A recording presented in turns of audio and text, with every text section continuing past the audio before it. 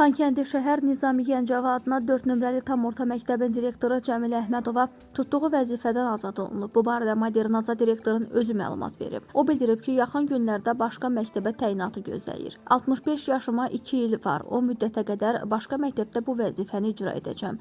Qeyd edək ki, Xankəndi şəhər 4 nömrəli tam orta məktəb ötən il istifadəyə verilib. Buna qədər məktəb Bakı şəhərində fəaliyyət göstərib.